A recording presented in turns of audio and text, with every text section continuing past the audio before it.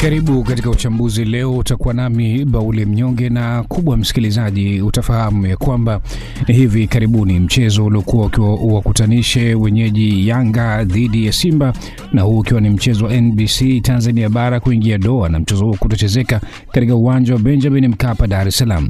Hivi leo nimeona si vibaya basi nikamwalika hapa studio huyu si mwingine bali ni mchambuzi wa masuala ya soka Daudi Yohana, naye nieleze kinaganaga kwamba nini kilitokea mpaka mambo yakawa hivyo na nini hasa kinachopaswa kufanyika katika maisha mbele ya soka letu la Tanzania.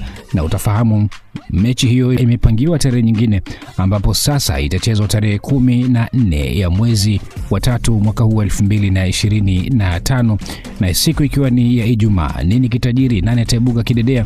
Basi karibu hapa kwa mara nyingine katika uchambuzi wa masuala ya soka, tuyafahamu haya kina kutoka kwake Daudi Yohana ambaye ni mchambuzi wa masuala ya soka. Kwa upande wangu swala la dabi ya Kariakoo kuahirishwa, dabi ya Kariakoo Young Africans dhidi ya Simba Sports Club, mchezo uliokuwa unatarajiwa kupigwa Machi 8, imekwenda kuleta taswira tofauti na watu wengi wakiibuka na maswali mengi sana.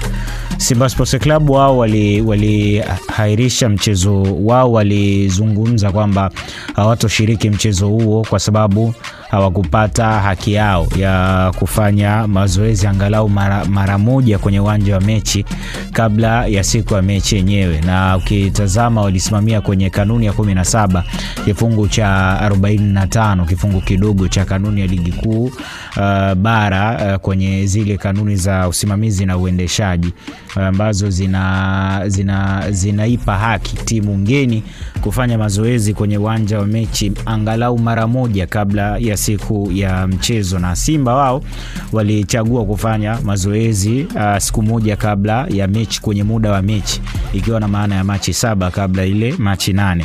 Sasa ukitazama kikanuni hapa, Simba walikuwa wanaonekana wako na haki ya kufanya hivyo kwenye uwanja wa mechi kwa sababu kanuni zinawapa hiyo haki, lakini ukitazama kwa mujibu pia wa taarifa yao, wao meneja hakuwa na taarifa kwamba Simba watakwenda kufanya mazoezi kwenye huo muda. Kwa hiyo ukitazama yote kwa yote imekwenda kuleta taswira tofauti sana, lakini mchezo wenyewe pia kupangiwa katika siku nyingine. Kikanuni ukitazama kuna mambo ambayo yanaweza kupelekea mechi ikasogezwa katika siku nyingine na isipigwe katika mechi husika katika siku ambayo ilikuwa imepangwa, na zipo hizo sababu ambazo zimeainishwa. Lakini kutokufanya mazoezi kwenye uwanja wa mechi haitoshi kuwa sababu ya mchezo kuahirishwa, yani mchezo usichezwe, ingawa kweli ni haki ya msingi kwa timu ngeni kufanya hivyo. Ukitazama kwa yote imekwenda kutengeneza maswali mengi sana tukio kama hili, kwa sababu pia inaonyesha kuwa taarifa nyingine Simba wa kutoa taarifa kama watakwenda kufanya mazoezi, pengine ni kitu kingine ambacho kilikuwa kina ugumu kwenye eneo hilo.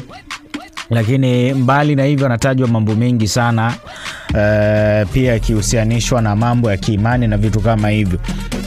Lakini kubwa ni kitu ambacho kimepelekea sasa hii dabi kutazamwa kwa jicho jingine, na ukitazama pia ni dabi ambayo inafuatiliwa na watu wengi. Ni dabi ambayo imekuwa ikifuatiliwa pia kwenye bara la Afrika, kutokana kuwa miongoni mwa zile dabi 5 kubwa kwenye bara la Afrika, ukiacha Soweto Derby, Orlando Pirates pamoja na Kaizer Chiefs, ukiachana na dabi ya pale Casablanca Derby, Raja Casablanca pamoja na Wydad Athletic Casablanca, ukiachana na Soweto Derby ambayo tayari nimekwisha itaja hapa, Kaizer na Orlando. Lakini dabi pia Omdurman Derby, El Merreikh na Al Hilal Omdurman.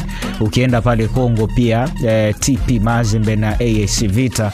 Simba Sports Club na Young Africans ni dabi nyingine ambayo inatazama kwa jicho la kitofauti. Sasa ukitazama imekwenda kuzua maswali mengi, lakini ukitazama sana swala hili unaweza kuona bodi ya ligi pamoja na TFF kupangia huu mchezo siku nyingine, ukiachana na siku ya Machi 8 ambayo mchezo kwa unatarajiwa kupigwa. Ni watu ambao wametembea zaidi kwenye eneo la busara na kutazama namna ambavyo wanaweza kusolve hiki kitu pasipo kuzua tena changamoto nyingine. Simba na Yanga zimekuwa ni timu ambazo zina nguvu ndani ya uwanja, zina nguvu pia nje ya uwanja. Kama uongozi ukivaa viatu pia vya TFF na bodi ya ligi, unaweza ukaona kuna ugumu wa kuweza kupambana na hii mikasa ambayo inakuwa inahusisha hizi Simba na Yanga, kutokana na nguvu ya watu, mashabiki, kuwa na ushawishi na mvuto, pia kuwa na engagement, mwingiliano na watu wengine ambao pia wana ushawishi na nguvu kwenye maeneo tofauti tofauti. Kwa hiyo unaweza kuona, lakini yote kwa yote dabi itachezwa katika siku nyingine na si tena katika ile siku ya Machi 8 ambavyo kama ilivyokuwa awali. Pengine bado kuna maswali mengi sana huko nyuma. Young Africans pia na wao watakuja, kwa sababu kwenye taarifa pia wanatajwa mabouncer wa Young Africans kwamba walivamia msafara wa timu ya Simba wakati wanakwenda kufanya mazoezi na vitu vingi kama hivyo. Kwa upande wangu, mabouncer wa Young Africans hawana mandate ya kuizuia club isifanye klabu ngeni isifanye mazoezi. Mwenye mandate ni meneja ambaye naye anasema kwa mujibu wa taarifa ya Simba hakuwa na taarifa hizo, licha pia kamishna wa mchezo kufika. Kuna maswali mengi yanaendelea kujizalisha kadri ambavyo unaweza kwenda kulizungumzia hili tukio.